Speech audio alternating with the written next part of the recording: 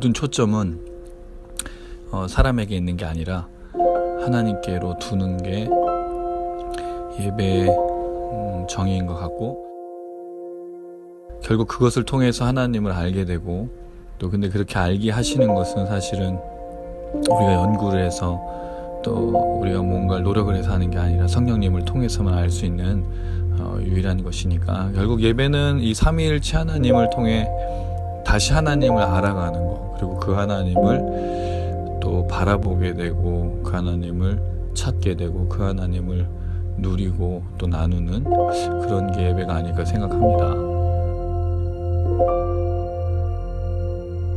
네, 만나서 반갑습니다. 만나서 반갑습니다. 네, 감사합니다. 또 이렇게 추운 날씨, 또 1월 저희가 두 번째 모임이죠. 지난 1월 1일 날 첫 시작을 또 기도 모임 시작했는데, 또 이게 두 번째 모임으로 나가게 돼서 또 기쁘고요. 또 오랜만에 또 뵙는 얼굴들이 또 있어서 또 감사하고, 함께 이렇게 모이는 은혜 또 감사합니다. 우리 이렇게 축복하시겠습니다. 하나님은 당신을 정말로 사랑하십니다. 하나님은 정말 사랑하십니다. 네, 진짜죠? 네. 네. 아멘. 감사합니다. 네, 이 사랑으로 오늘도 시작했으면 좋겠고요. 그 찬양과 또 우리가 이제 고백을 할 때 성령님에 대해서 일단 말씀에도 좀 나누겠지만, 좀 오해가 없었으면 좋은 게, 첫 가사가 날 채워주시고 날 만져주시는 건데, 이 채워달라고 하면 이 성령님을 되게 오해하시는 경우가 많더라고요. 성령님은 멀리 계셨다가 오늘 오셔야 될 분도 아니고 우리 안에 계시는 인격적이신 분인데, 성령님을 자꾸 초청하거든요. 사실은 성령님은 지금 우리 안에 계십니다. 우리의 얘기를 들으시고 또 우리가 기도할 수 있도록 하시고 또 말씀을 깨닫게 하시며 또 그렇게 나아가게 하시는 인격적인 분이신데, 그 하나님이 성령 안에 나를 채운다는 거는 나를 통치하시는 거거든요. 근데 이 통치라는 말이 중요한 게, 혹시 오늘 우리가 입술로 생각으로 마음으로 성령님의 지배를 받지 않은 게 있다면, 사실 이 시간 다시 우리를 채워야 되고 나를 다시 한번 다스려 주시고 또 나를 만져주시고 치유하시고 용서해 주시는 은혜가 있어야 됩니다. 그게 사실은 성령 충만이고 오늘 우리 함께 찬양하는 아주 중요한 또 저희의 시작이 될 거라 생각이 됩니다. 함께 이렇게 찬양으로 또 고백했으면 좋겠습니다. 날 채워주소서, 날 채워주소서, 날 만져주소서, 날 일으키소서, 지금 이 시간 끝없는 주님의 생명수로 나의 영혼에 부으소서, 날 채워주소서, 날 만져주소서, 날 일으키소서, 주 볼 수 있게 세상에 누구도 채울 수 없는 나의 마음을 채울 수 있는 날 채워주소서, 날 만져주소서, 날 일으키소서, 지금 이 시간 끝없는 주님의 생명수로 나의 영혼에 부으소서, 날 채워주소서, 날 만져주소서, 날 일으키소서, 주 볼 수 있게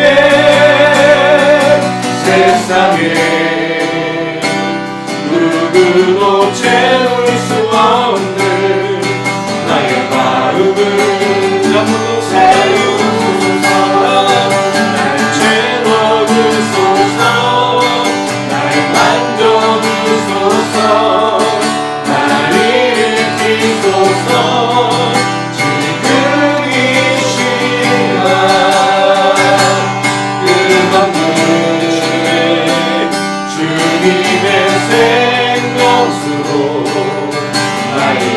노래하네 부르소서 나를 채워주소서 나를 만져주소서 나를 일으키소서 주를 볼 수 있네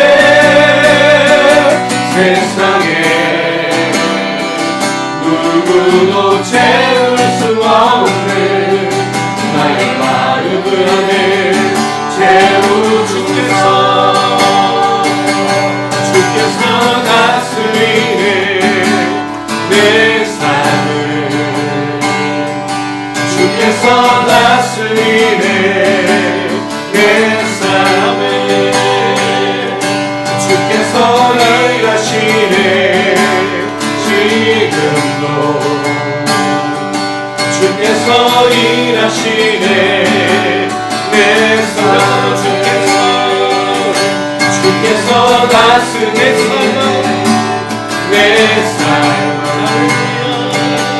주께서 다스리네 내 삶을 주께서 일하시네 지금도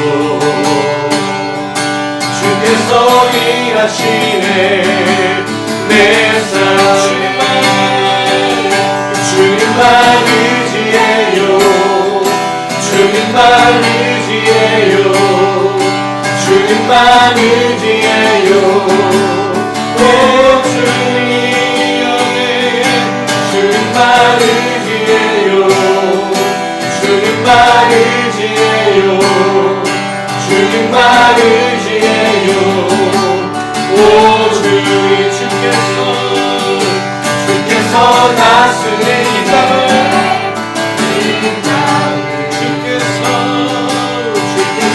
다스리네 이 땅을 안에 주께서 일하시네 이 순간 주께서 일하시네 주께서 다스리네 주께서 다스리네 이 땅을 안에 주께서 다스리네 주께서 일하시네 이 순간 주께서 일하시네 이곳에 주님만 의지해요 주님만 의지해요 주님만 의지해요 오 주님 주님만 의지해요 주님만 의지해요 주님만 의지해요 오 주님만 의지해요 주님만 의지해요 주님만 의지해요 주님만 의지해요 오 주님 주님만 의지해요 주님만 의지해요 오 주님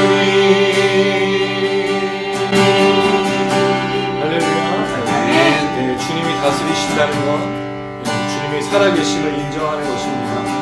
우리가 새해 첫해 주님과 함께 기도로 시작하고 말씀으로 예배로 시작했습니다. 그리고 벌써 한 주간이 흘렀네요. 주님의 다스리심을 그 통치를 받고 한 주간 사셨습니까? 또 그렇게 주님을 의지하셨나요? 사실 우리가 주님을 정말로 바라보고 있다면 그 주님의 다스리심과 그 통치를 그 믿음으로 살아야 될 줄로 믿습니다. 그럴 때 우리에게 나오는 건 주님께 감사하며 주님께 예배하는 것인 줄로 믿습니다. 한 번 더 이 찬양으로 고백할 건데 우리 후렴만 주님만 예배해요. 주님만 예배해요. 그 주님만 의지하고 그 주님만 사랑하겠다고 함께 고백하겠습니다.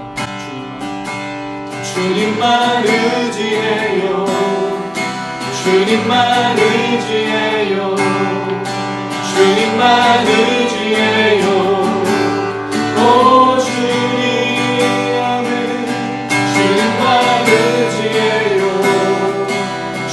주님만 의지해요. 주님만 의지해요. 오 주님만 예배해요. 주님만 예배해요. 주님만 예배해요. 주님만 예배해요. 오 주님 주님만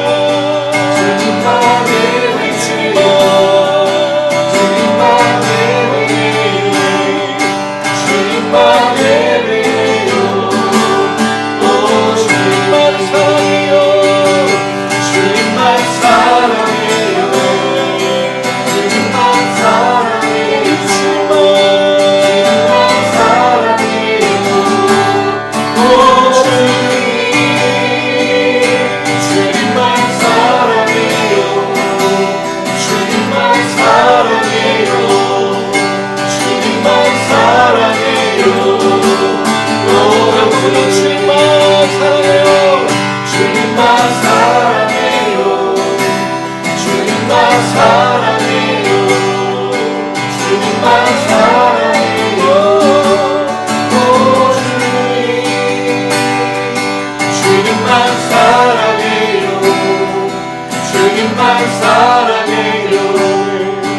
주님만 사랑해요.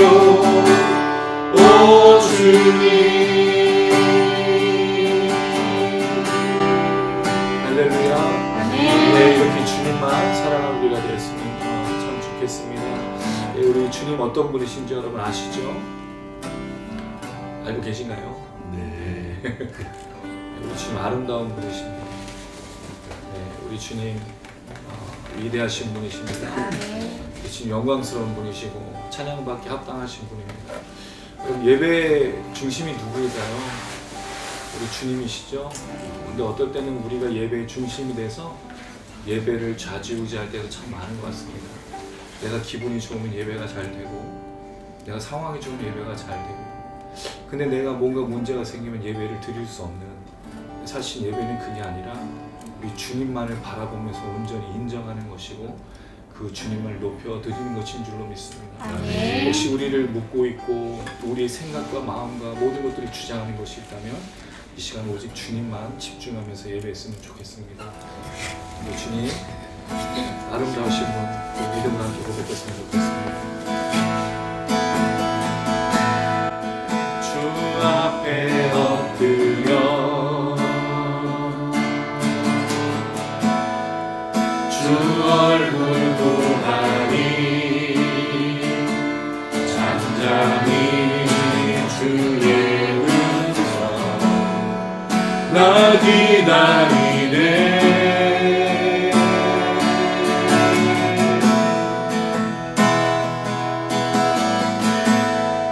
주 임재 앞에서 주 영광 보리라.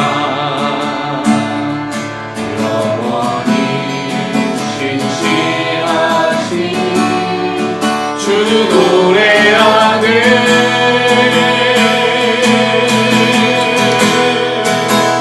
아름다운 예수 존귀하신 이름 그는 우아하고 그는 원하고 비교할 수 없네.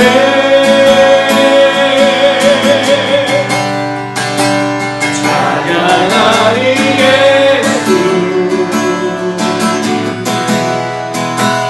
아름다운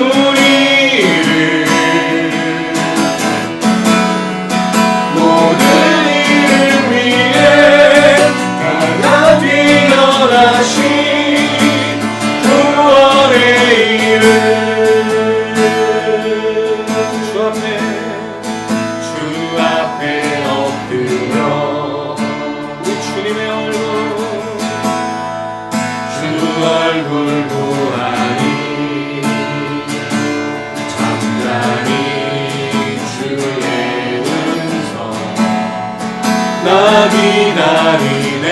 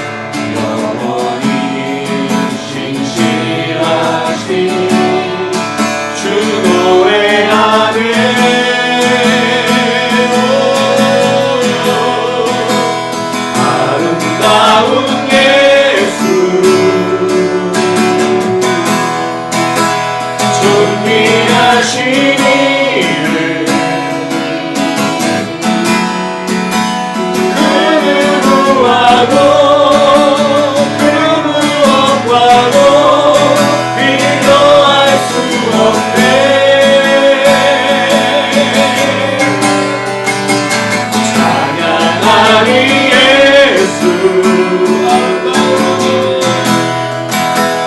아름다운 이름 모든 이름 위에 가장 뛰어나신 구원의 이름 주 앞에 엎드려 우리 주님의 얼굴 주 얼굴 구하리 찬양하리 주의 은성 나 기다리네 정말이신가요? 주임재 앞에서 아멘 주님의 영광 주 영광 보이라 영원히 신실하신 주 노래하네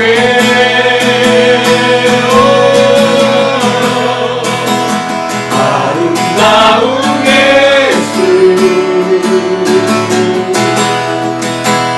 존귀하신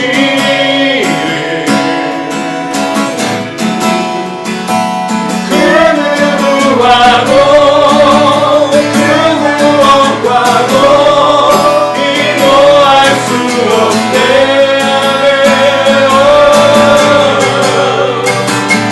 찬양하리 예수 아름다운 이름 모든 이름 위에 가장 뛰어나신 구원의 이름 우리 주님 바라보며 아름다운 예수 존귀하신 이름 그 누구와도 그 무엇과도 비교할 수 없네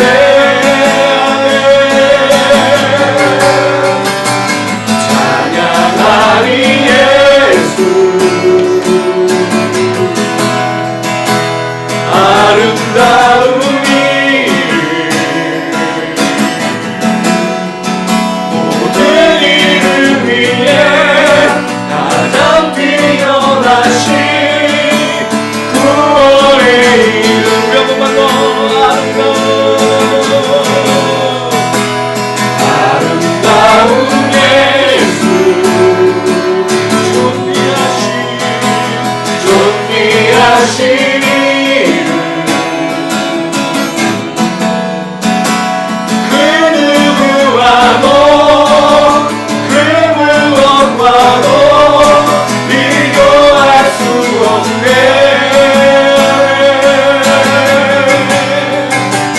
찬양하리 예수 아름다운 이름 모든 이름 위에 가장 뛰어나신 구원의 이름 할렐루야 우리 예배의 이유가 되시고 우리가 모이는 이유가 되시고 우리 모이는 것 모든 것 되시는 주님을 찬양합니다. 이 시간에 기도하실 때 하나님 오늘 예배 가운데 성령님으로 우리를 다스려 주시고 채워주시고 혹시나 우리 안에 죄악과 오늘의 부족한 가임백함 있다면 용서해 주시며 오늘 성령으로 채워지고 다스려지고 지배되어지고 오직 예수만 기억하고 예수만 높이고 예수만 찬양하는 귀한 시간 되게 달라고 주 한번 부르짖고 간절한 마음으로 기도하시겠습니다. 주여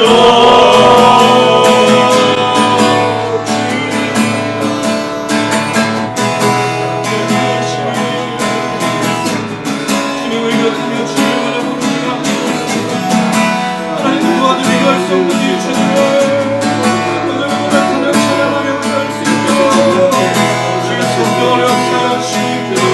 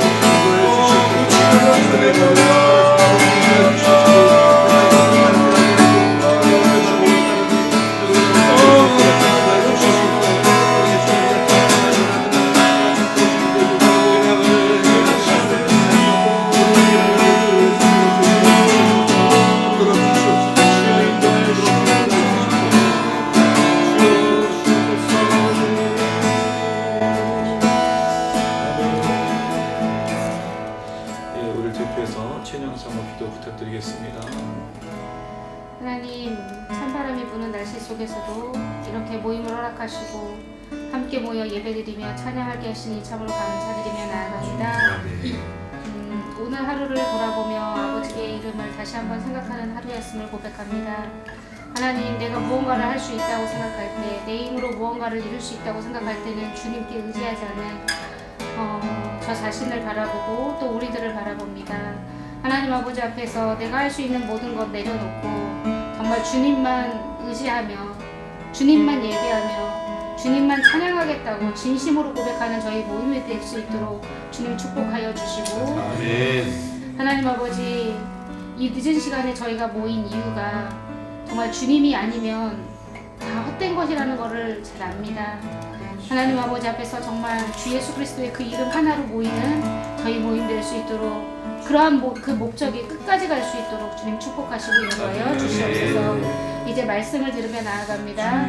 말씀 전하는 목사님 특별히 붙잡아 주셔서 하나님 아버지 말씀을 준비하며 또 여러 가지 것들을 신경 쓰며 나아갈 때 사람의 마음이나 사람의 입술이 아니라 정말 주님께서 들려주시고자 하시는 그 말씀을 불어넣어 주시사 하나님 아버지 그 말씀을 다시 한번 그대로 전하는 귀한 목사님 될 수 있도록 축복하여 주시옵소서. 하나님, 저희도 깨달음과 말씀을 그냥 듣고 흘려보내는 자가 아니라 저희 마음속에 새기며 하나님 그 말씀대로 살아가기에 노력하는 저희 모임 될 수 있도록 축복하여 주시옵소서. 비단 저희뿐만이 아니라 방송을 통하여서도 하나님 아버지여 이 말씀이 하나님 아버지 마음속에 새겨지는 영혼이 있다면 그것으로도 감사하는 저희 모임 될 수 있도록 도와주시고, 하나님 아버지 이 시간 아버지 끝까지 주님께서 기뻐하시는 모임 될 수 있도록 축복하여 주시옵소서. 하나님께서 이 시간 끝까지 함께해 주실 줄 믿고 이 모든 말씀 예수님의 이름으로 기도드렸습니다. 아멘.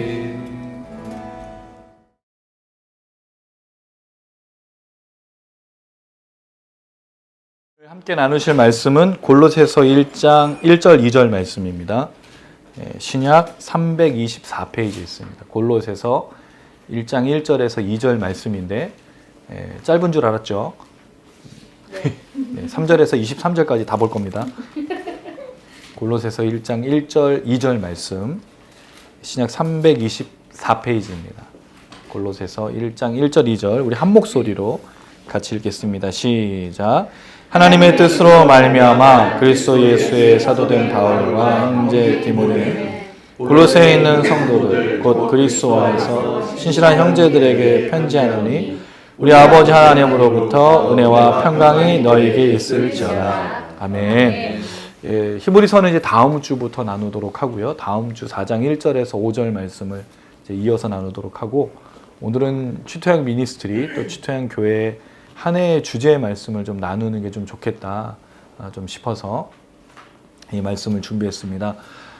한 해 동안 저희가 그 주제가 있는데요. 간증과 기적이 풍성하게 넘쳐 흐르라가 저희의 한 해의 주제인데, 우리 지체들, 우리 또 모든 분들 가정 또 삶의 터전이 그렇게 풍성하게 넘쳐 흐르기를 축복합니다. 그래서 한 해를 끝났을 때 우리가 이 말씀으로 살아가서 또 기도함으로 살아갔을 때 끝났을 때 간증과 기적이 정말 너무너무 흘러 넘쳐서 하나님 감사합니다라고 고백하는 저희 한 해가 되었으면 좋겠고요. 그럼 이제 제가 생각하는 간증과 기적이 뭔지를 좀 나눠야 같은 마음과 생각으로 또 그 기도를 할 수 있을 것 같습니다. 왜냐하면 간증과 기적하면 여러분 뭐가 생각이 나시죠? 우리가 주로 간증하고 기적하면 우리 사업이 잘 되고 대박, 로또 딱 당첨.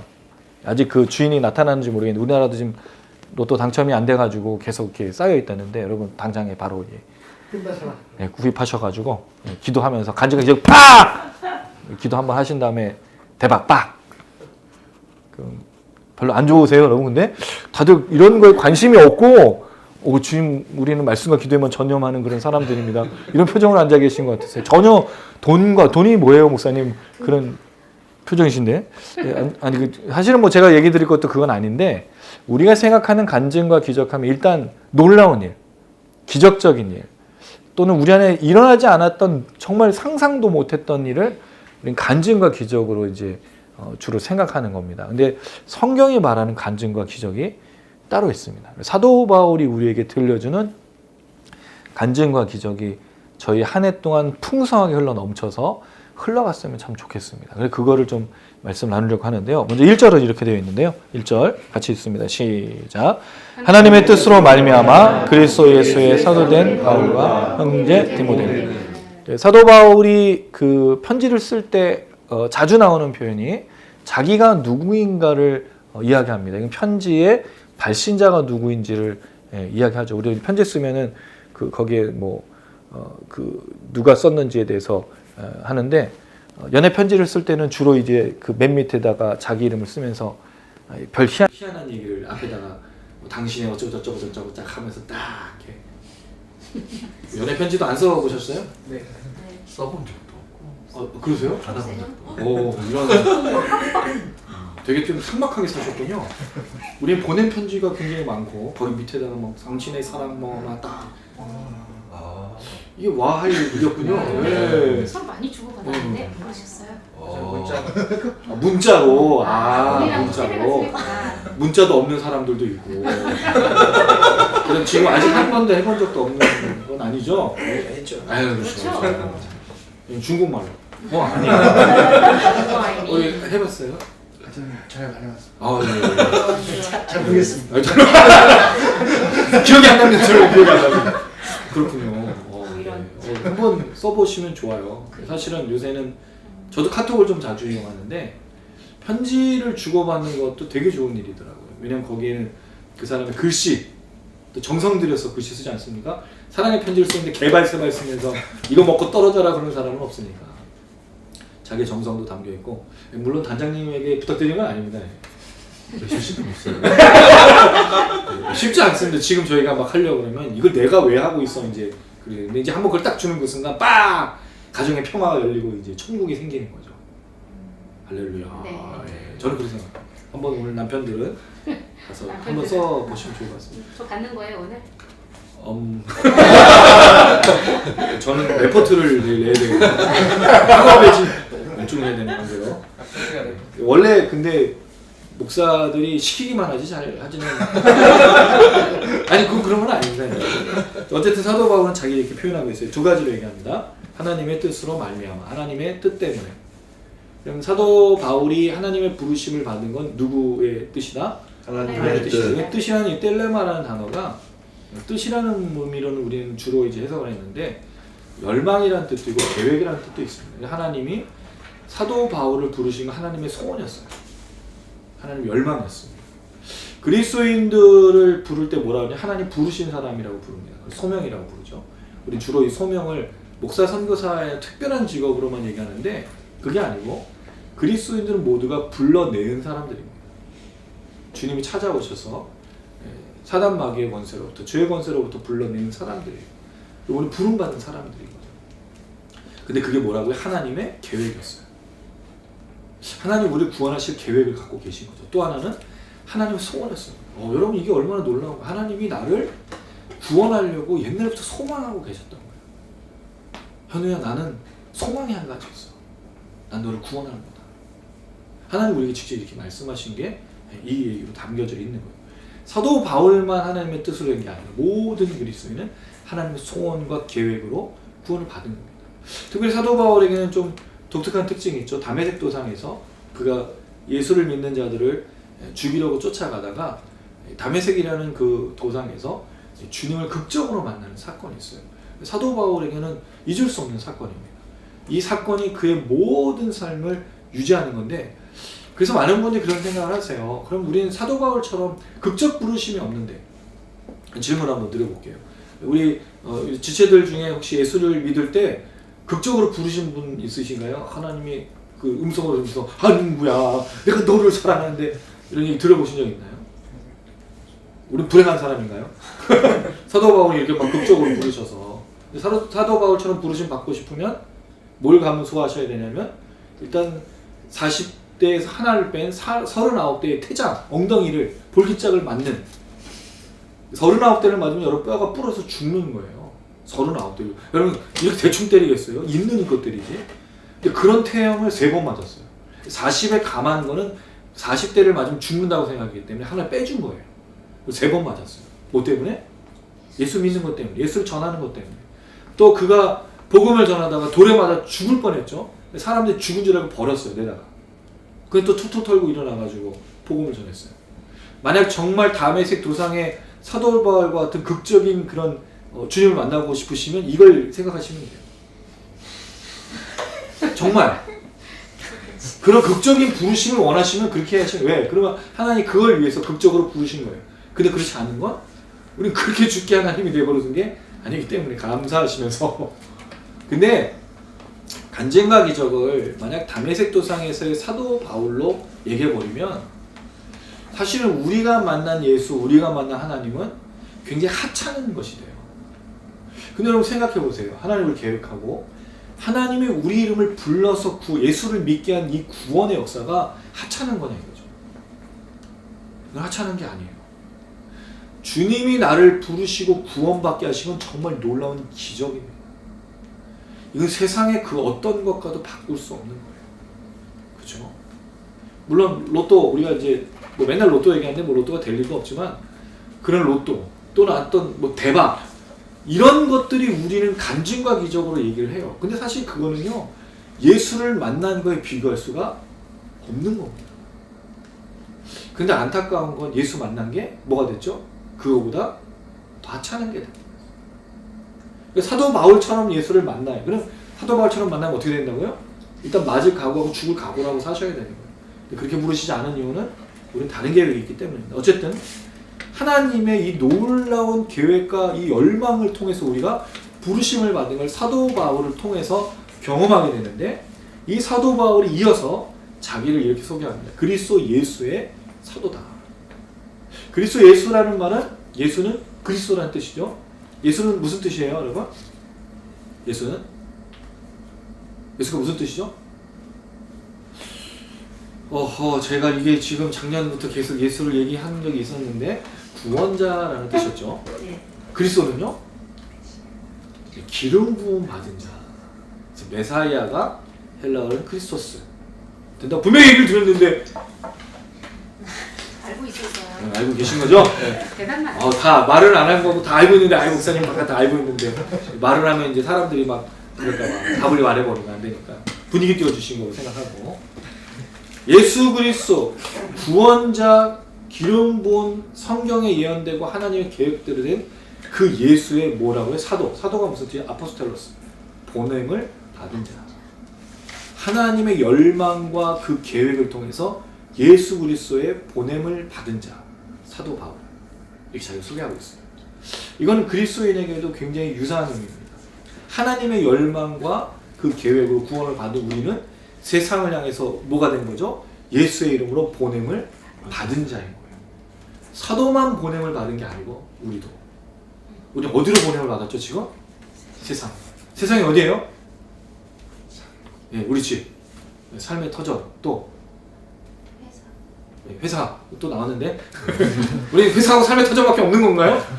교회도 있고 또 걸어다니는 길도 있고 우리가 살고 있는 대한민국 여행 가서 어디를 가든지 간에 이 땅 위에 거하는 모든 곳이 다 하나님이 보내신 곳이에요. 근데 우린 이 보내신 곳을 어디로 한정하고 있죠? 주로? 교회로 한정하고 있어요. 신앙을 다 어디서 보여주고 있어요? 교회에서. 그렇잖아요. 교회에서 정말 열심히 아침부터 저녁 끝까지 봉사하고 헌금하고 교회에서 있어요. 짐을 다 빼가지고 그 월요일날 출근하기가 참 쉽지 않은데 정말 너무너무 귀하게 섬기는데 문제는 월요일부터는 어떤 삶을 사는 거죠? 교회와 단절된 삶을 살고 있어요.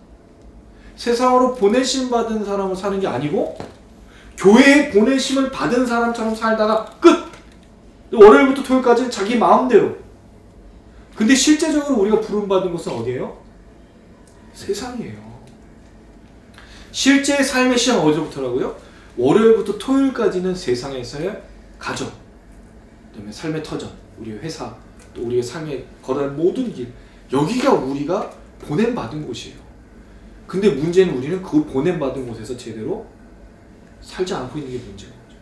왜? 주일날 힘을 다 빼버렸어요. 교회에서. 거기 다 했어요. 목사님한테 잘 보였죠? 장로님 목사님 집사님한테 잘 보였죠? 성도들한테 잘 보였어.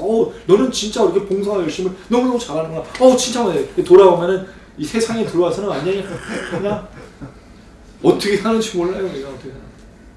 심각해요. 교회와 세상이 단절이 되어버렸어요. 교회에 보내심 받은 게 아니에요, 여러분.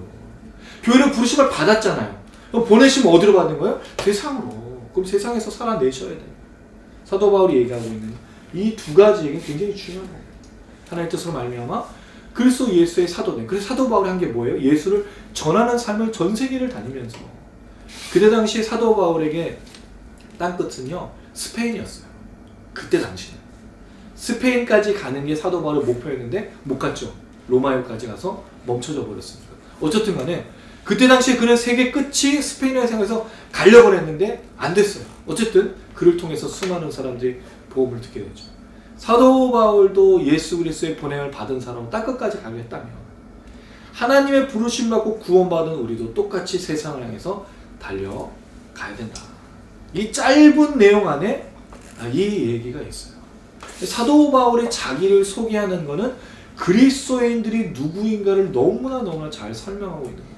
이와 함께 형제 디모데. 디모데는 주로 사도 바울의 뭐였죠? 영적인 아들이었는데 여기 그 형제로 나오고 있어요. 동역자로 소개되겠습니다. 2절 읽어보겠습니다. 2절 시작. 골로새에 있는 성도들 곧 그리스도 안에서 신실한 형제들에게 편지하노니 우리 아버지 하나님으로부터 은혜와 평강이 너희에게 있을지어다. 자, 그가 편지를 보내고 있는 지역은 골로새라는 지역입니다. 여기에 누구에게 보내냐면 성도들, 믿는 자들이죠. 자, 근데 이 믿는 자들에 대해서 사도 바울은 이렇게 설명했어요. 곧 그리스도 안에서 신실한 형제들. 자, 그럼 그리스도인들에 대한 두 가지 설명이 뭐예요? 그리스도 안에 있다는 얘기했어요. 여러분 이게 되게 웃기죠?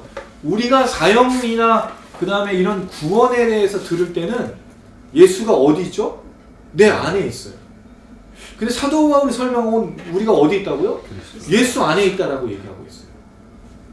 무슨 차이가 있죠?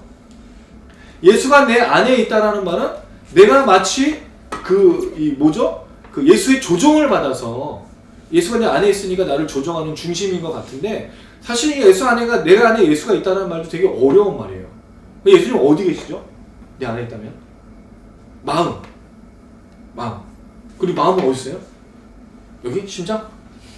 그때는 여기 좌심실, 우심실 어디 계실까요? 근데 우리는 그냥 마음이라고 알고 근데 이게 어려운 이유는 영혼이 우리 안에 분명히 있는데 영혼이 어디 있는지를 정확하게 모르니까. 영혼이 없는 게 아니에요. 있는 거예요. 근데 예수가 우리 안에 있다는 말이 틀린 건 아니지만 사도 바울은 그리스도인들을 뭐라고 불렀어요? 우린 그리스도 안에 있는 사람이라고 얘기했어요. 이게 무슨 뜻이에요? 그리스도에게 속한 자라는 뜻입니다. 나의 소속이 뭐라고요? 네, 그리스도. 그럼 나는 그리스도 가문, 그리스도에 속한 모든 사람이라고 얘기를 하고 있는 거예요. 그럼 내가 그리스도 안에 속해 있다는 것은 뭘 드러내야 되는 거죠? 믿는 사람으로 뭐가 나타나야 되는 거예요? 그리스도가. 여러분 왜 소나 돼지들을 이렇게 딱 기르다가 판매를 할 때 엉덩이에다가 뭘 찍어요? 예, 도장 빡 찍잖아요. 거기에 뭐가 있어요? 뭐 정부에서 해준 검, 필 뭐 그런 것도 있지만 농장에 이름이 있어요. 왜냐면 그 사람이 판매한 거에 책임을 져야 되기 때문에. 그럼 우리가 그리스도 안에 있단 말이 그거죠. 우리 안에 예수의 이름이 찍혀 있는 거예요. 그리고 성경은 뭐라고? 성경의 표현을 하면 뭐죠? 성령의 인. 성령이 마치 도장을 찍어준 것처럼 있다고 말하는 거예요.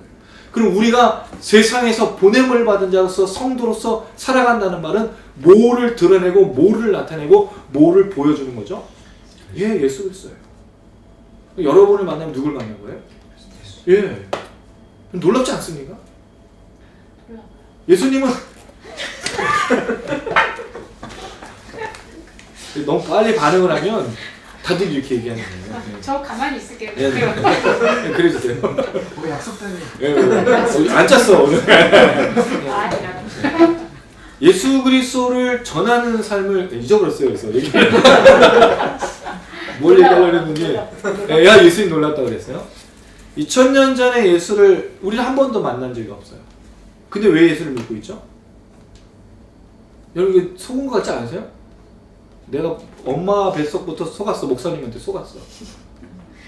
내가 지금 이게 세뇌를 당해서 내가 이러고 있는 거예요. 내가 왜 돈을 내고 내가 이 젊음을 바쳤어 지금. 그쵸 여러분. 우리 지금 저는 이제 50이니까 50년을 속은 거야. 내가 속았어. 그렇게 세뇌를 당해서 온 걸까요? 그렇지 않아요. 제가 예수를 확신하는 이유가 뭘까요? 믿음의 선조들이 예수가 있는 걸 보여줬기 때문이에요. 그들의 삶 속에서 예수는 살아있다는 걸 봤기 때문이에요. 물론 성경의 진리라는 것도 믿고 있습니다. 그 성경의 진리라는 것을 보여준 사람들이 있었어요. 믿음의 선조들이. 우리 부모님이 그랬고 그 선조들이 그랬고 저와 동역했던 모든 목사님들과 저를 가르쳤던 모든 교사들과 그 분들의 모습을 보고 예수는 살아있다. 이렇게 깨달은 거예요. 그럼 그분들은 어떤 삶을 살았을까요? 예수를 닮은 삶을 살았겠죠. 물론 그렇지 않은 분들 때문에 예수를 확신하기도 했어요. 예수 닮지 않은 모습 때문에 저것도 예수 닮은 거다 이런 생각하면서. 중요한 건 그리스도인이란 말이 무슨 뜻이라고요? 예수 그리스도 안에 있다. 예수에게 속해 있다는 뜻이에요. 그럼 여러분 믿는 사람들은 교회 다니는 사람이 아니에요. 이건 다른 얘기입니다. 교회를 다니는 것과 예수에게 속해 있다는 건 틀린 거예요. 주일날 교회 갔냐, 수요일날 교회 갔냐, 금요일날 교회 갔냐, 새벽기도 드렸냐, 성경 일독했느냐 이걸 물어보는 게 아니에요. 성경은 너에게서 그리스도의 향기가 나와야 된다는 거죠. 그렇지 않나요? 내 입술에서, 내 생각에서, 내 삶에서 예수가 드러나지 않는데 과연 누가 우리를 보고 예수를 믿는 사람이라고 말하겠어요? 세상이 실망한 거죠. 목사에게서 더러운 게 나오고 있어요. 목사에게서 예수의 향기가 아닌 다른 것들이 드러나고 있어요. 성도들에게서 예수가 보이지 않아요. 그럼 그들은 뭐라고 얘기하죠? 예수는 없다가 되는 거예요. 예수님이 없어서가 아니에요. 예수님 살아 계신데 우리가 예수님을 가리우기 때문에 그런 거예요. 예수의 향기가 아닌 걸 드러내기 때문에 사람들이 예수를 모르게 되는 거예요. 질문을 드려볼게요. 두 번째 질문. 누군가가 여러분들에게 예수님을 믿고 싶다고 말해본 적이 있나요? 여러분들에게? 없으세요? 있어요. 있어요? 우리 보현 형제는 자신 있게 있다고 얘기해요. 누군가 난 너가 믿는 예수를 믿고 싶어. 너가 다니는 교회 한번 다녀보고 싶어. 이건 여러분 그런 분일 수도 있어요. 근데 저는 이렇게 생각을 해요. 지금 이 시대는 너 때문에 교회 가고 싶지 않다라는 게 더 많은 시대예요. 사실 교회 다닌다는 걸 말하기가 더 부끄러운 겁니다. 근데 저는 이때 그리스도인들의 모습이 뭐냐면 교회 다닌다는 걸 자랑하는 게 아니라 우리가 정말 잘못하고 있다는 걸 얘기해 주는 게 필요하다는 생각이 들어요. 이건 우리 책임이다. 네타시오라고 얘기했던 옛날에 카톨릭 운동이 있었잖아요. 근데 그 차 붙였던 사람들이 거기 차에다가 붙였던 사람이 제일 막 이상하게 다니고 니타시오가 됐어요. 네타시오가 아니라. 사실은 우리가 그게 책임을 지는 게 그리스도인의 삶의 자세입니다. 누가 여러분을 보면서 그리스도의 향기를 느끼셔야 돼요. 그리스도가 살아계심을 보셔야 돼요. 그게 성도들이라고 말하는 겁니다. 두 번째는 신실한이라는 표현을 썼어요. 신실하다는 말은 충성스러운, 믿음직한 또는 신뢰할 만한. 누굴 보고요? 성도들을 보고. 여러분을 보면 성실함이 느껴져야 돼요. 여러분을 보면 정직함이 느껴져야 되고 여러분을 보면 정말로 신뢰할 만하구나. 근데 그리스도인들 다 뭐예요? 사기꾼들. 제 제자 중에 한 명이 사모님한테서 와서 너무너무 힘들게 살아가는 친구도 있어요. 저는 그때마다 너무 창피해요. 목사로서. 속일 사람이 없어서 성도들을 사모가 속이고 목사가 속이고 장로가 속이고 권사가 속이고. 저 예전에 어렸을 때 우리 아버님도 아는 분한테 속았는데 그분이 장로님이었어요.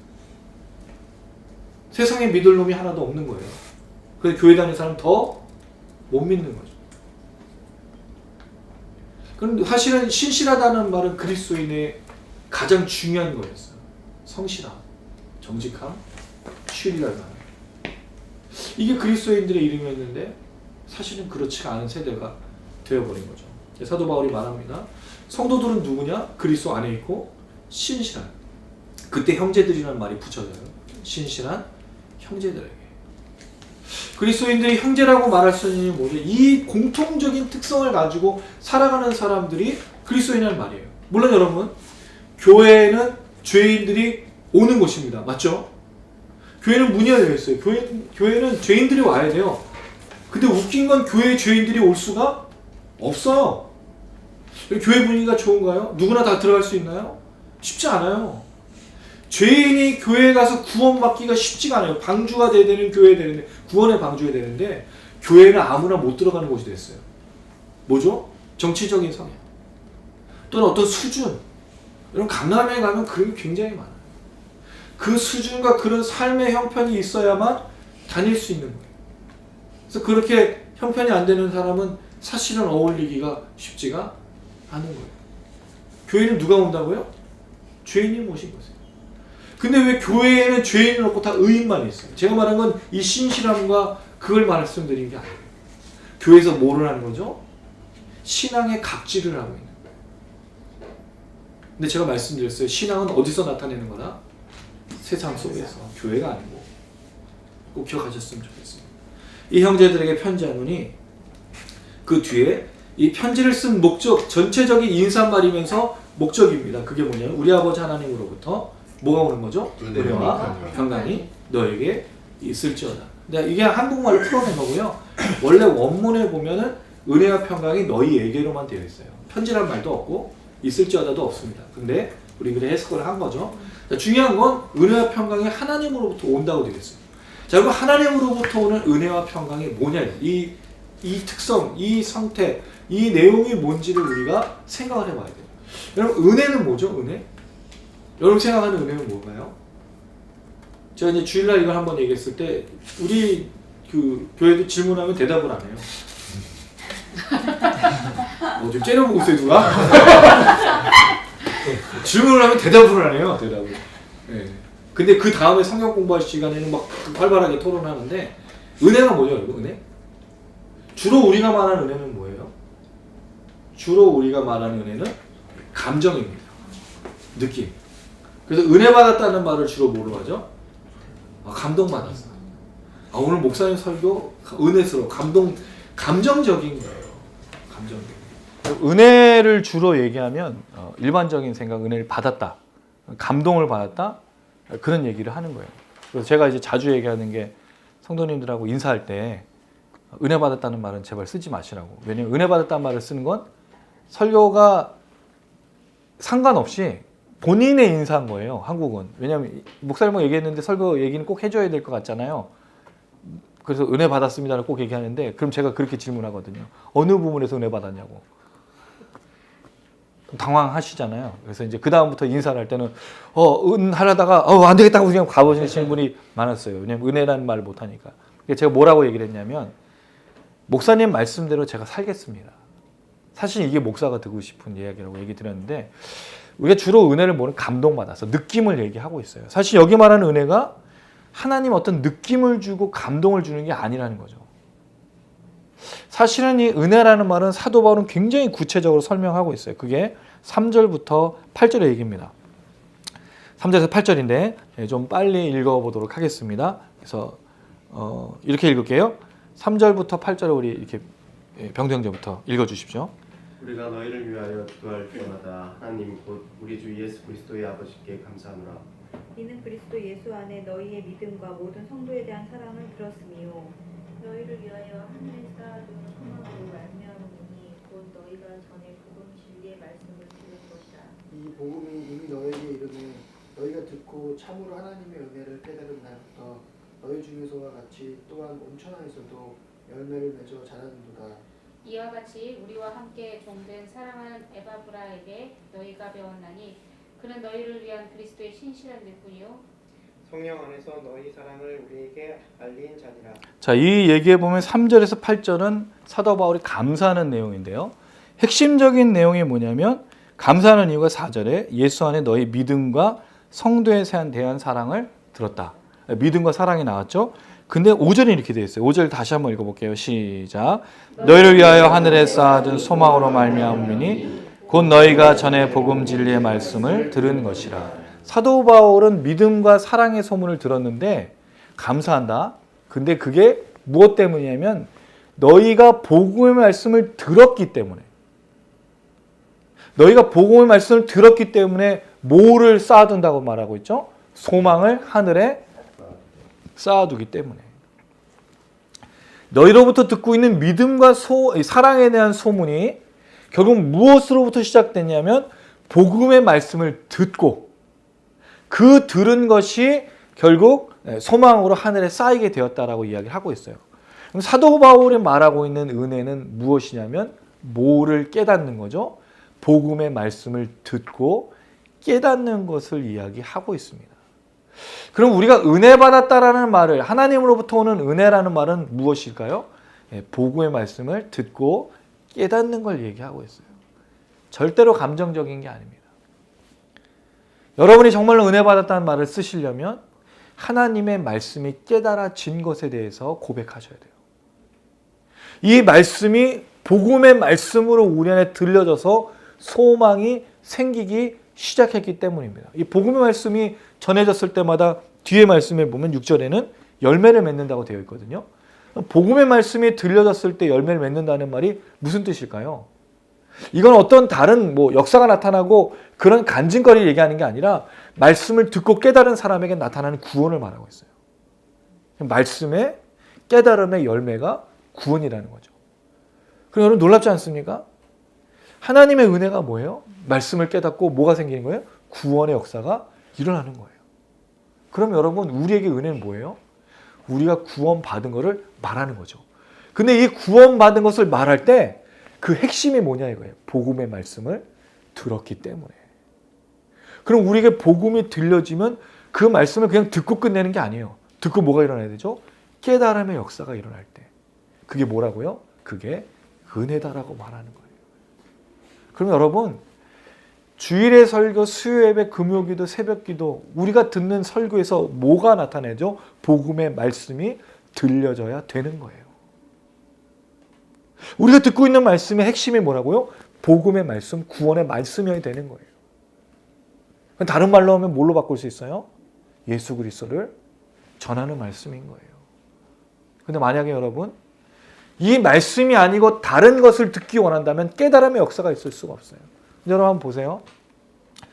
여러분이 듣고 계신 주일 설교, 수요예배, 금요일 또 그 새벽기도 또 인터넷에 나오는 설교의 내용을 한번 들어보세요. 복음에 관련된 설교를 듣고 깨닫게 하는 것이 맞나요? 아니면 여러분의 삶에 대해서 답해주는 설교가 더 맞나요?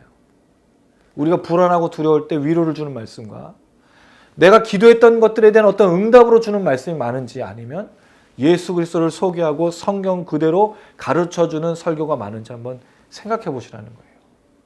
그 놀랍게도 우리가 듣고 있는 인터넷상에서의 설교와 대부분의 설교가 뭘 가르쳐주죠? 성도들의 삶에 대해서 답하는 것이 대부분이라는 거예요. 그 말씀을 듣고 당신의 삶에 위로가 나타나고 축복이 나타나고 은혜가 나타나고 평강이 나타나고 똑같아요. 이 말씀 그대로. 근데 사실은 그게 진짜 은혜 평강이 아니라는 거예요. 은혜가 뭐라고요? 하나님의 복음의 말씀이 들려주고 깨달아져서 구원의 열매가 생기는 게 복음의 말씀. 그게 바로 은혜라고 이야기하는 거예요. 매주 새벽에 수요일 금요기도 우리가 듣고 있는 인터넷상에서 무슨 말씀이 풍성해져야 된다는 거예요? 복음의 말씀, 예수 그리스도를 전하고 예수 그리스도를 듣게 하고 예수 그리스도를 깨닫게 하는 말씀이 가득 차야 그게 은혜라고 성경이 말하고 있다는 거예요. 물론 이 이야기에 대해서 그 목사님이 생각 아닙니까? 라고 말할 수도 있어요. 물론 왜냐하면 은혜와 평강은 인사말이기 때문에 그렇습니다. 제가 해석하는 방법이 뭐냐면 은혜와 평강을 사도 바울이 한번 던져주고 끝나는 게 아니라는 거예요. 저는. 그건 반드시 뒤에 그가 설명하는 내용 속에 포함이 안 될 수가 없는 거예요. 왜? 은혜와 평강은 모든 성도들에게 있어야 되기 때문입니다. 그게 축복이라면 반드시 설명을 해야 된다는 게 제 생각인 거예요. 지금까지 그렇게 성경을 해석해 왔어요. 그래서 은혜와 평강을 이렇게 여러분에게 설명을 드리고 있는 겁니다. 제가 볼 때 은혜는 분명히 복음의 말씀을 듣고 깨닫는 거예요. 여기에 대한 질문이 이겁니다. 여러분이 듣고 있는 말씀을 듣고 깨닫고 있습니까? 아니면 듣고 평안하다, 은혜 받았다라고 느끼고 있냐는 거죠. 느낌은요, 깨달음이 아니에요. 그건 절대 말씀의 역사가 아닐 수 있습니다. 물론 말씀도 그런 평안함을 주기도 하고 그런 것들을 이끌어낼 수도 있어요. 그러나 성령님이 우리 안에 사는 역할이 느낌을 주는 분이 아니기 때문입니다. 아까 제가 성령에 대해서 얘기를 했었죠. 우리 성령에 대한 오해가 뭐냐면 여러분 찬양 한번 들어보세요. 금요기도회 때나 어떤 부흥회 때 부르는 성령 찬양의 핵심이 뭐예요? 성령님 오십시오입니다. 성령 어디 계신데요? 성령은 우리가 예수를 믿으면 어디 계시죠? 우리 안에 계시잖아요. 근데 왜 계신 분을 자꾸 오라 그러냐고요. 성령이 뭐라고 생각할까요? 야, 나 여기 있어. 왜 자꾸 나보고 오라 그래? 나 여기 있는데. 그럼 왜 우린 이분을 놔두고 다른 거를 부르고 있냐고. 이게 뭐죠? 마치 주술을 하고 구슬하는 무당이 귀신을 불러내는 거랑 비슷한 거예요. 무당이 그 귀신 불러낼 때 어떻게 해요? 작두 타고 꽹가리 치고 한다면서 그 신 들렸다고 말하는 그게 그런 거예요. 귀신을 불러내는 거예요. 그렇죠? 근데 여러분 성령은 그런 분이 아니에요. 이미 예수를 믿고 있다면 내 안에 계신 거예요. 어떻게? 인격적으로. 근데 왜 우리는 성령을 인격적으로 대하지 않느냐는 거예요. 마치 귀신처럼 뭔가 들어와가지고 입신을 하고 뭐 어떤 느낌을 갖고 방언을 하고 어떤 은사, 기적 이런 것들을 성령과 연결시켜 버리는 거예요. 근데 여러분 성령은 방언을 주시기도 하는 은사를 주시기도 하지만 성령의 역할이 뭐예요? 요한복음 13장부터 16장까지에 보면 보혜사 성령의 역할이 있어요. 예수께서 가르치신 것을 깨닫게 하고 지키고 듣게 하신다는 게 성령의 역할이에요. 근데 왜 이 역할은 싹 빠지고 방언하고 은사 나눠주는 분으로 바뀌었냐는 거예요. 성령 그거 아닙니다. 많은 교회가 이 성령을 오해하고 성령을 자꾸 초청을 해요. 너무 웃긴 거 아니에요, 여러분? 이거 이상한 거예요. 내 안에 분명히 성령이 계신데 왜 자꾸 성령을 오라고 오라고 하고 있냐는 거죠. 물론 안 계시는 사람을 위해서 성령을 부를 수 있는데 성령 그렇게 불러서 오는 게 아니라 언제 임하신다고요? 예수를 믿는 사람에게 임하시는 거예요. 교회가 이상하게 됐어요. 찬양 보세요. 성령이 오셨네, 성령이 오셨네. 바꿔야죠. 성령이 계시네요. 성령 내 안에 계시는 거예요. 왜 자꾸 오셨네로 말하고 끝나냐 이거예요. 성령 내 안에 계신 겁니다.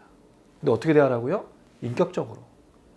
그분은 영이시지만 인격이세요. 우리가 되게 웃긴 게 지난 주일날 우리 교회에서 나눴던 얘기예요.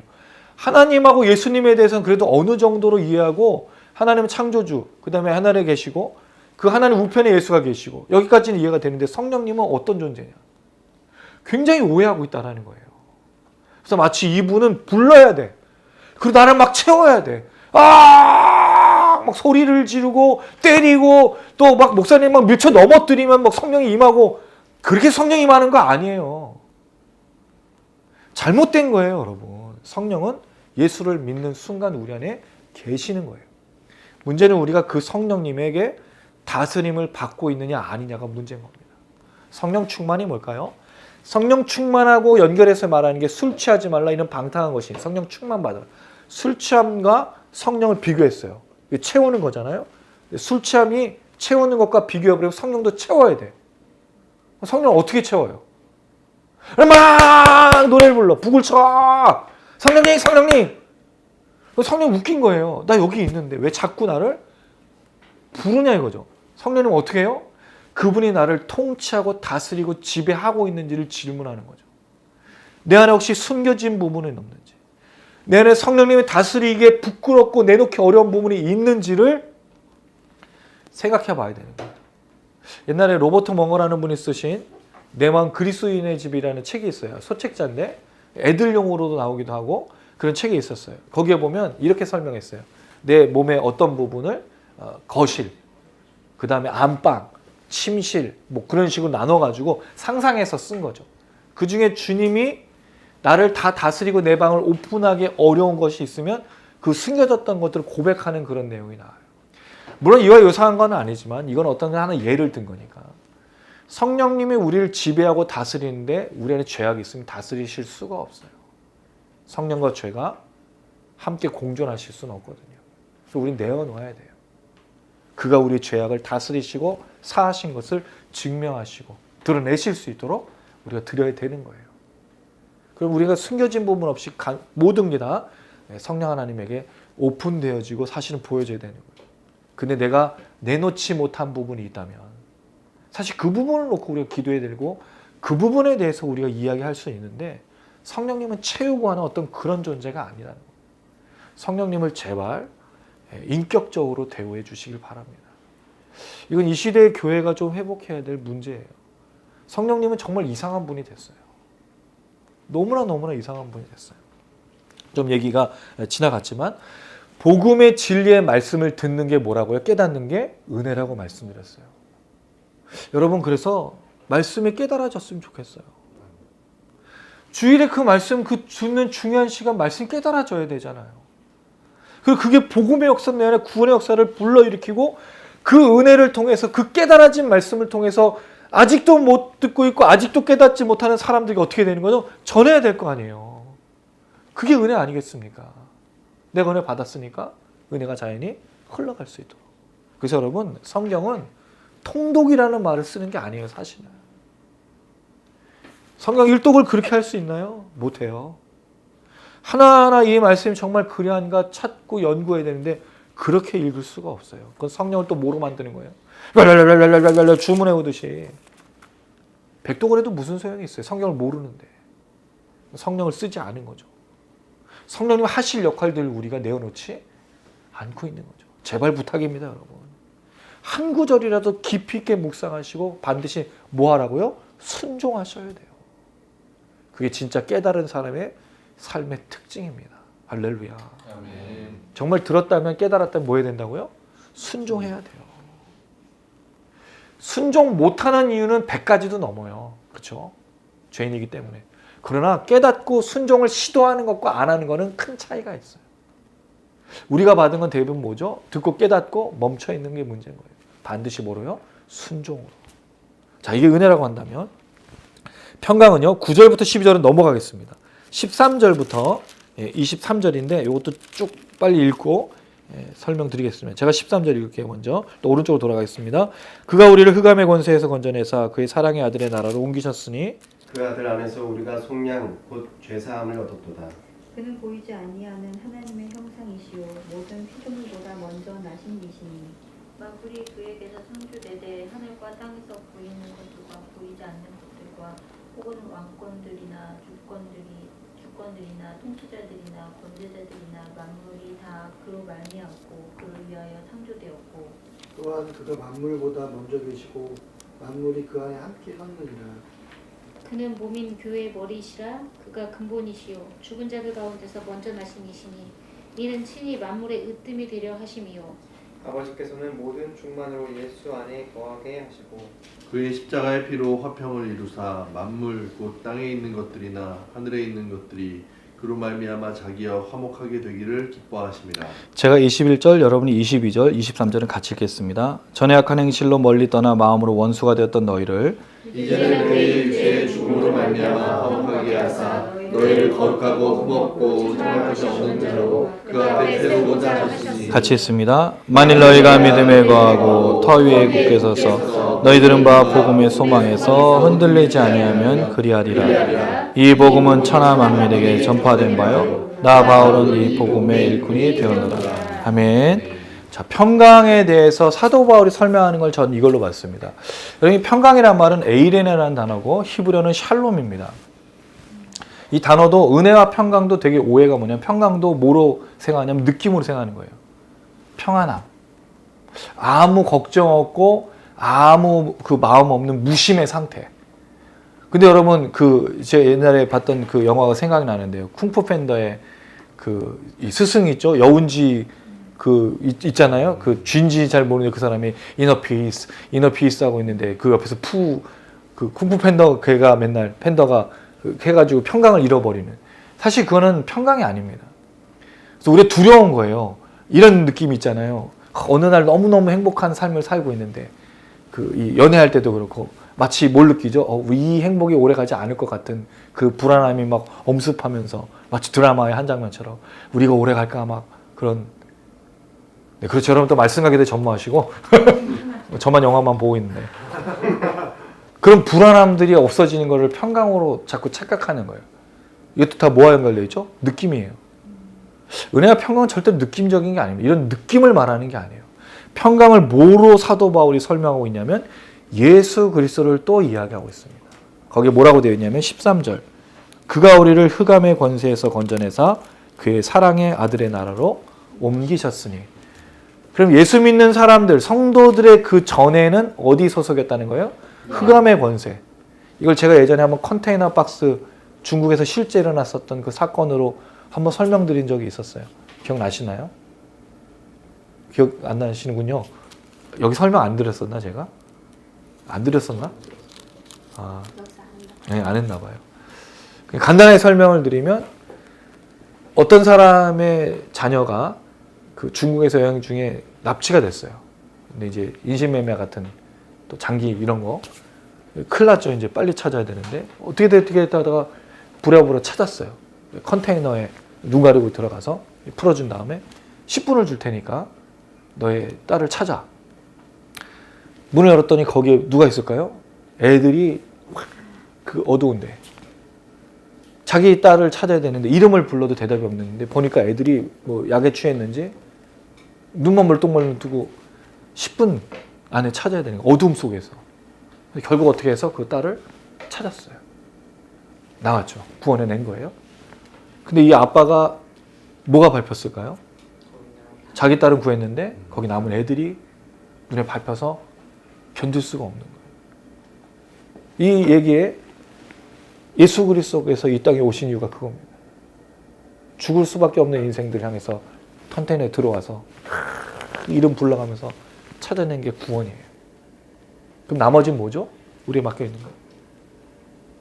죽은 사람들이 지금도 있으니. 이게 흑암의 권세에 있었던 여러분 우리는요 구원받기 합당한 사람이 아니에요. 우리는 무슨 왕자 공주처럼 내가 정말 나 같은 사람 하나는 구원하셔야지 이런 존재가 아니에요. 언제 죽을지 모르는 쓰레기들 썩어가는 그런 존재. 여러분 이게 믿어지면 그게 은혜입니다. 그게 복음의 말씀을 깨달은 거예요. 그렇죠? 내가 죄인임을 정직하게 깨닫지 못하는 사람은 절대로 은혜가 있을 수가 없어요. 근데 만약에 여러분 그 흑암의 권세에 있었다는 것이 인정이 되고 내가 죄인이고 나를 구원하신 것이 은혜가 되는 그 순간이 바로 오늘 말하고 있는 모든 내용의 핵심인 거예요. 그게 뭐죠? 그게 간증입니다. 그게 기적인 거예요. 왜?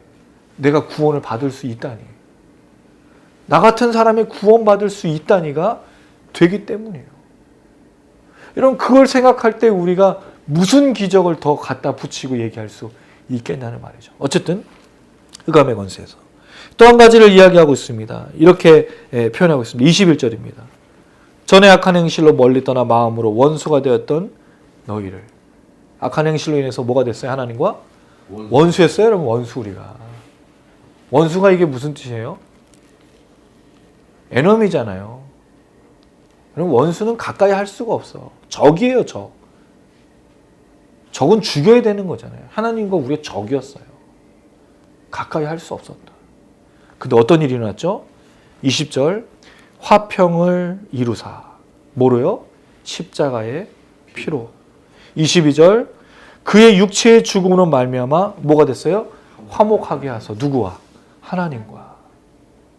여러분 이게 평강이에요. 하나님과 우리가 하나가 되고 하나님과 우리 사이에 있던 죄가 사라지고 하나님과 우리 사이에 있던 적과 원수와 이 그 적개심과 미움과 다툼과 모든 것들이 예수의 십자가의 피로 깨끗하게 돼서 하나님 안에 그리스도 안에 그에게 속해져 있고 그의 구원을 받을 수 있고 은혜를 받을 수 있는 것 그게 뭐라고요? 이게 평강이라는 뜻이에요. 이게 평안이라는 뜻이에요.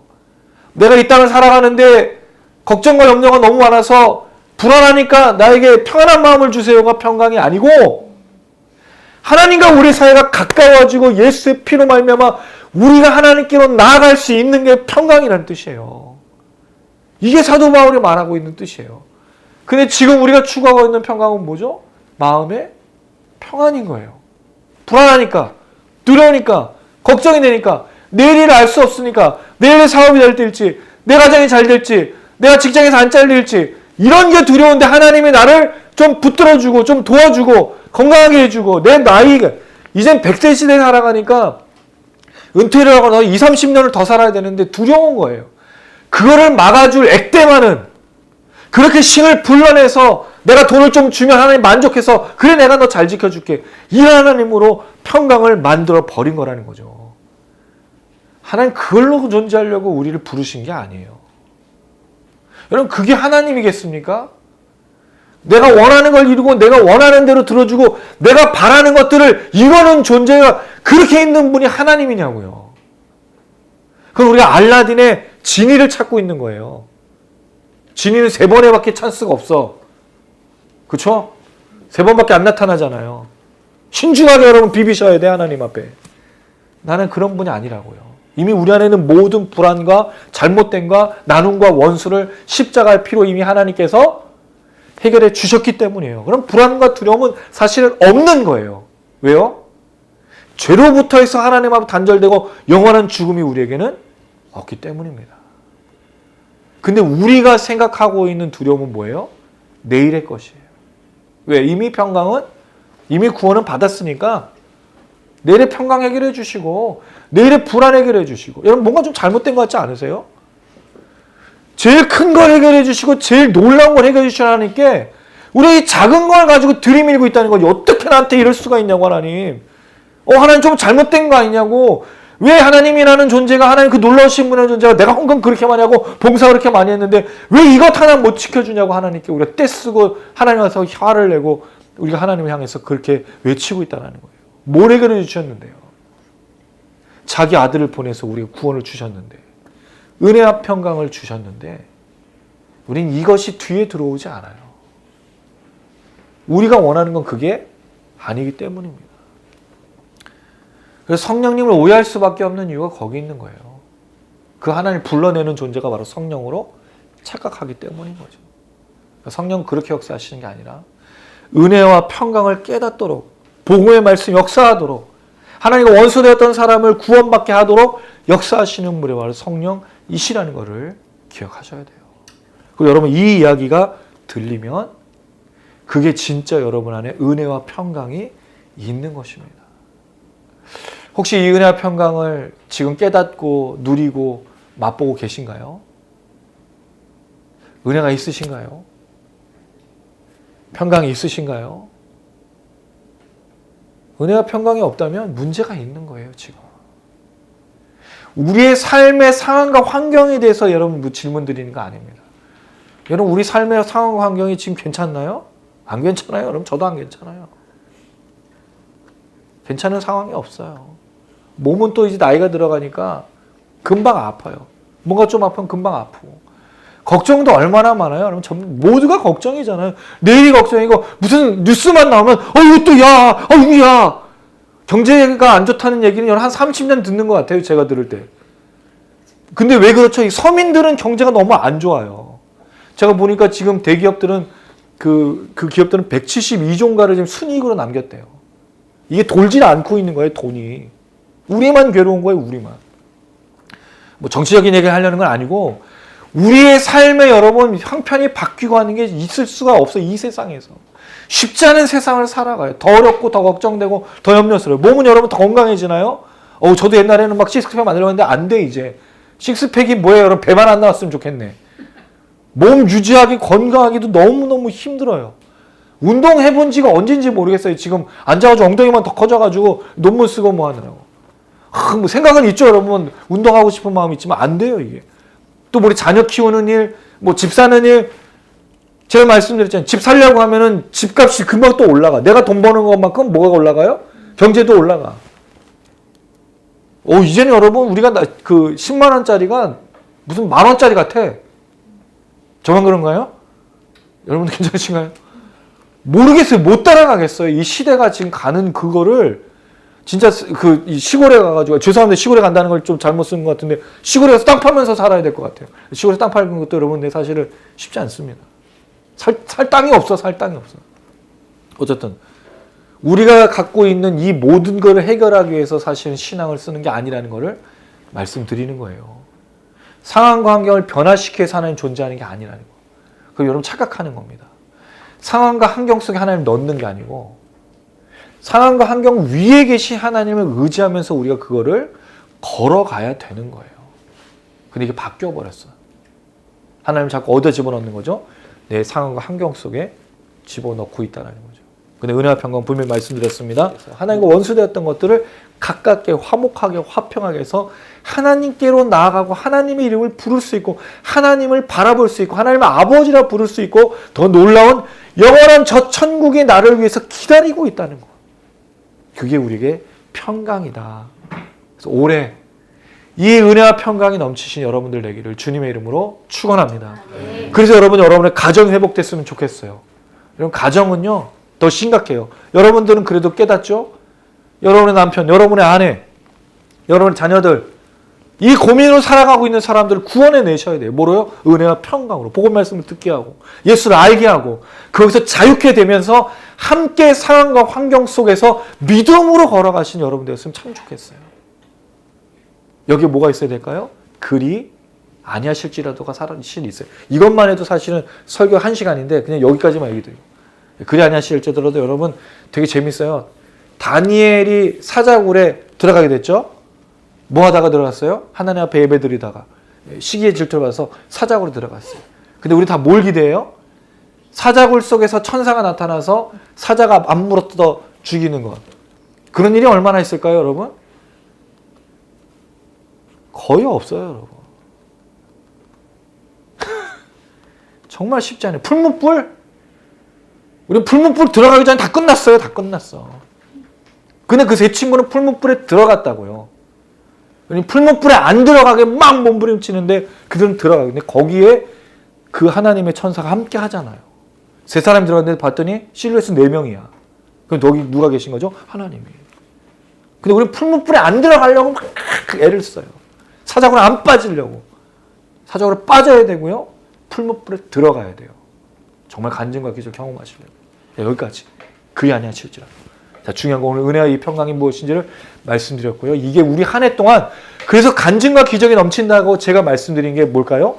이 은혜와 평강이 넘치는 게 저는 간증과 기적이라고 생각하는 겁니다. 그래서 이 안에 우리 취탕이 미니스트리, 이 화요기도 모임, 우리 시청하시는 분들, 그리고 우리 이 교회, 또 우리 삶의 터전에서 이 은혜와 평강이 넘치기를 주님의 이름으로 축원합니다. 아멘. 할렐루야. 네, 오늘 이 은혜와 평강이 한 해 동안 넘쳤으면 좋겠고요. 앞을 볼 수도 없고 이 가사처럼 일어설 수도 없는 우리의 환경은 늘 그렇습니다. 우리가 좋았을 때가 얼마나 되셨어요? 1년 동안에 거의 없습니다. 늘 낙심하고 절망합니다. 근데 우리가 살아갈 수 있는 힘이 어디죠? 이 말씀의 은혜의 역사가, 이 구원의 은혜가 우리에게 평강을 주고 또 걸어가게 하는 거예요. 올 한 해가 그랬으면 좋겠고요. 또 시청하시는 우리 모든 분들에게, 또 우리 가정 그렇게 한 해 동안 잘 달려갔으면 좋겠습니다. 우리 그 한 해 기대하면서 함께 찬양하시겠습니다. 아픔 볼 수 없는 일어설 수도 없는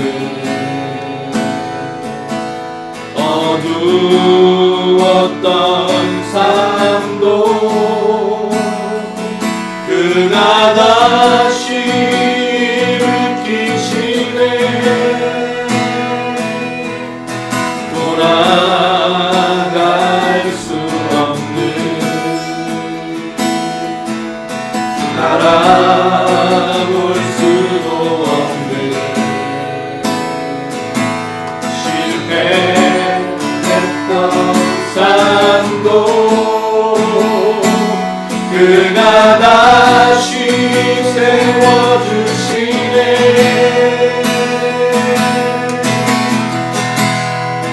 또 나의 하나님은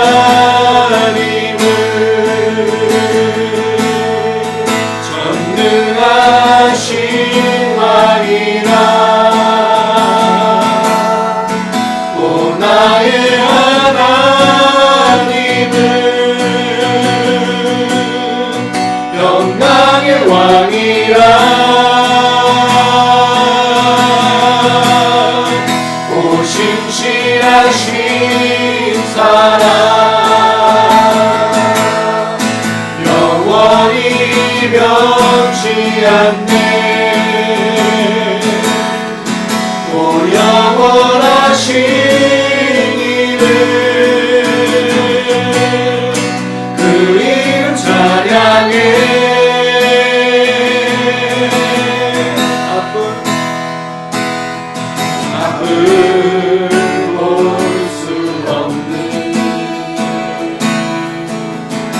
일어설 수도 없는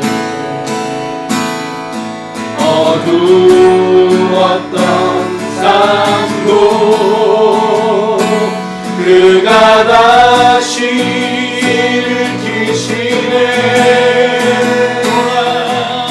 돌아갈 수 없는 바라볼 수도 없는 실패했던 삶도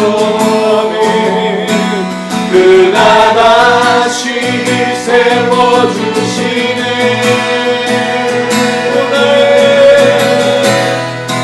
오 나의 하나님은 전능하신 왕이라. 오 나의 하나님은 영광의 왕이라. 오 신실하신 사랑 영원히 변치 않네. 오 영원하신 이름 그 이름 찬양해.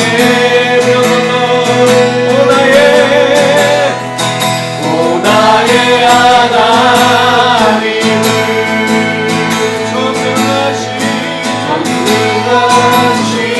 왕이라. 오 나의 하나님은 영광의 왕이라. 오 신실하신 사랑 영원히 변치 않네. 오 영원하신 이름 그 이름 찬양해. 우리 다같이 우리 손들고 선포하시라. 오 나의 하나님은 나의 어떤 분이십니까? 전능하신 왕이라. 오 나의 하나님은 영광의 왕이라. 오 신실하신 사랑 영원히 변치 않네. 오 영원하신 이름 그 이름 찬양하고 오 나의 하나. 그런 믿음으로 선포하시라. 전능하신 왕이라. 오 나의 하나님은 영광의 왕이라. 오 신실하신 사랑 영원히 변치 않네. 오 영원하신 이름 그 이름 찬양해.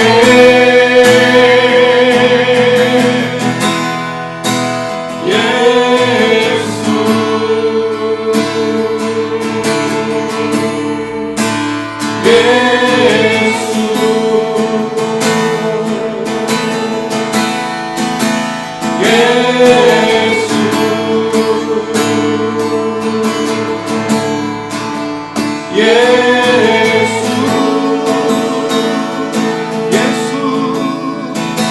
예수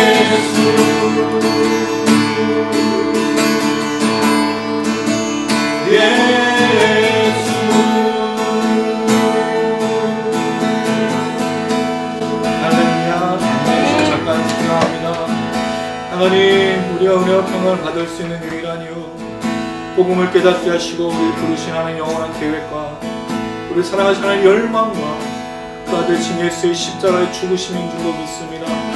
주여, 다시 한번 회복하여 날마다 이 은혜와 평강으로 살 수 있도록 역사하여 주시옵소서. 우리가 받은 은혜와 평강이 하나님 흘러가길 원합니다.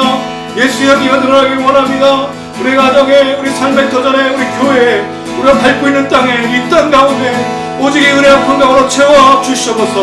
우리를 사용하여 주시옵소서. 우리를 통하여 흘러가게 하여 주시옵소서. 우리 주여 한번 우리 간절한 마음으로 기도하시겠습니다.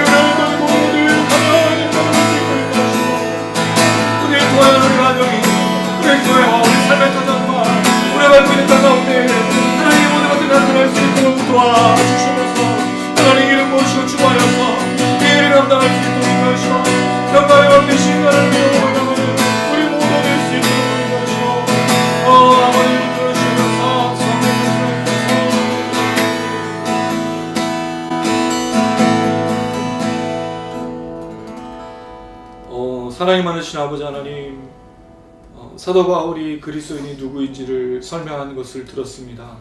그리고 그들에게 은혜와 평강이 넘치기를 그가 소망하였는데, 이 은혜와 평강은 우리의 감정이 아니라 복음과 구원의 말씀을 듣고 우리 안에 간증과 기적으로 주님이 하나님과 화평케 하신 그 놀라우신 은혜와 그 선물인 줄로 믿습니다.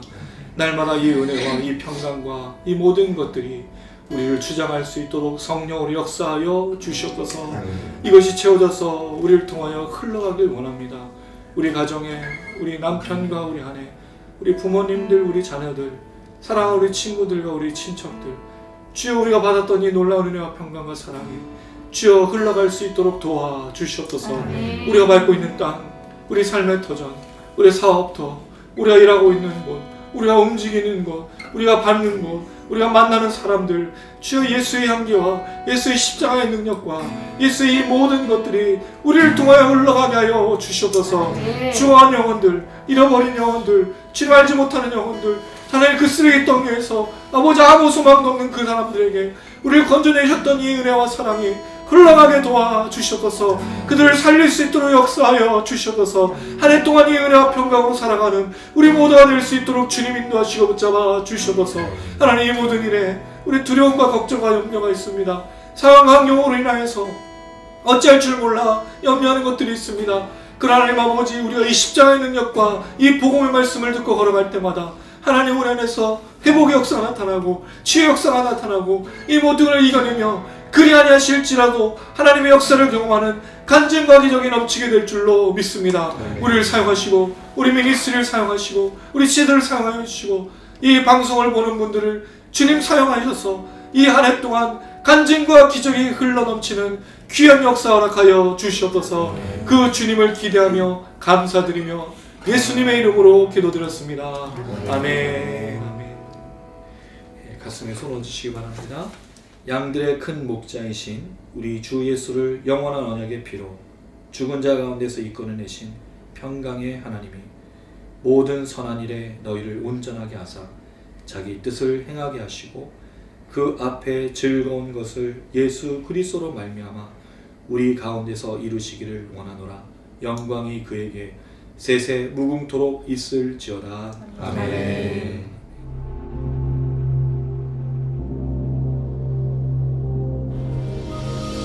하늘의 계신 우리 아버지여, 이름이 거룩히 여김을 받으시오며 나라의 임하옵시며 뜻이 하늘에서 이룬 것 같이 땅에서도 이루어지이다. 오늘날 우리에게 일용할 양식을 주옵시고 우리가 우리에게 죄 지은 자를 사하여 준 것 같이 우리 죄를 사하여 주옵시고, 우리를 시험에 들게 하지 마옵시고 다만 악에서 구하옵소서. 대개 나라와 권세와 영광이 아버지께 영원히 있사옵나이다.